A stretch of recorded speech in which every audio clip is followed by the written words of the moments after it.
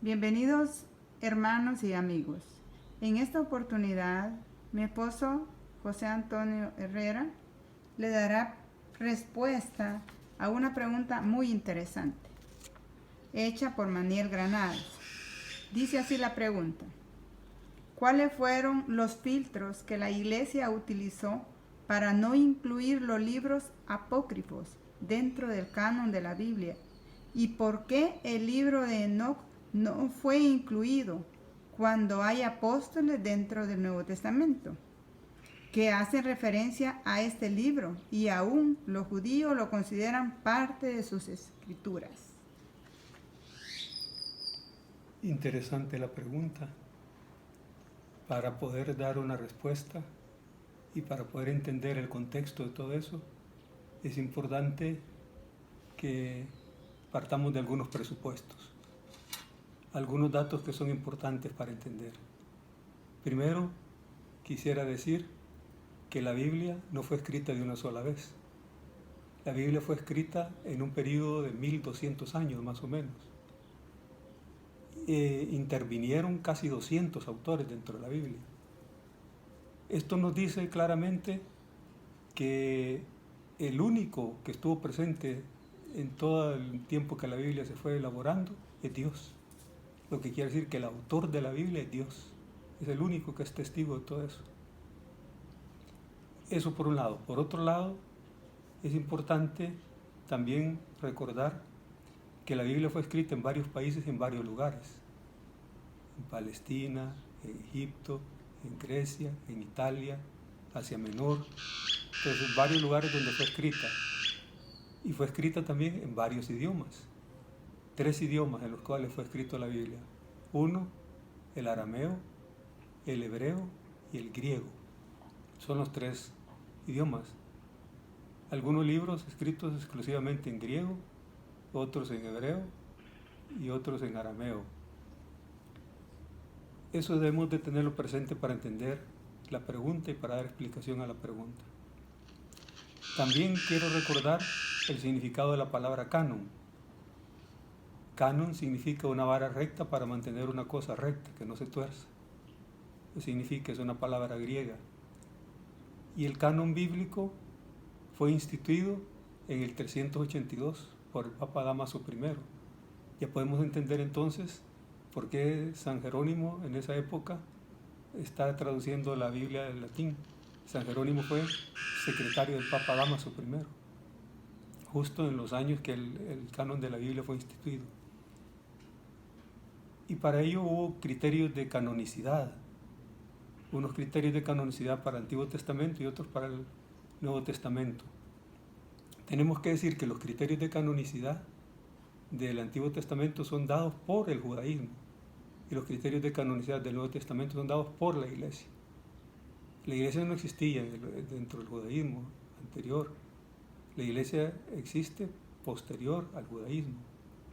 Entonces, todo lo que está relacionado con el Antiguo Testamento tiene que ver con el canon judío. Todo lo relacionado con el Nuevo Testamento tiene que ver con el canon de la Iglesia.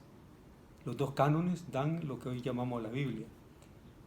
Y los criterios de canonicidad, según los judíos, hay dos cánones, lo que se llamó el canon palestinense y el canon alejandrino. ¿Cómo se explica esto? Esto se explica de la siguiente manera. Los judíos partieron para la diáspora durante muchos siglos, salieron hacia colonias diferentes huyendo de su tierra y se fueron a afianzar en lugares, centros comerciales, donde la economía pululaba, puertos interesantes, ciudades culturales históricas, donde había un acervo cultural enorme. Allí se radicaron. Y el canon palestinense tiene que ver con los judíos que se quedaron en el territorio de Israel, y el canon alejandrino tiene que ver con los judíos que salieron y se asentaron en Alejandría. Alejandría era una de las ciudades más importantes comercialmente y económicamente de la época y con una vasta cultura. Se dice que Alejandría tenía una biblioteca hasta de 700.000 volúmenes. O sea, eso es fabuloso. Allí había medicina, había biología, había toda la ciencia, se hacía presente en Alejandría. Y allí había una serie de sabios judíos que más tarde traducen la Biblia, el Antiguo Testamento, a una sola lengua, al griego. Eso se llamó la versión de los 70 y es considerado el canon palestinense. ¿Cuáles son los criterios de canonicidad según el canon palestinense? 1, que el libro haya sido escrito por un judío.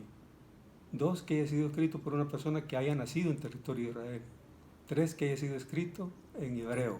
Esos son los criterios para el canon palestinense. ¿Cuáles son los criterios para el canon alejandrino? Los criterios son: 1, que haya sido escrito por un judío. No importa si la lengua es griego o arameo. Y por otro lado, que mantenga la fe del pueblo de Israel. Esos son los criterios. Entonces ahí hay discrepancia ya.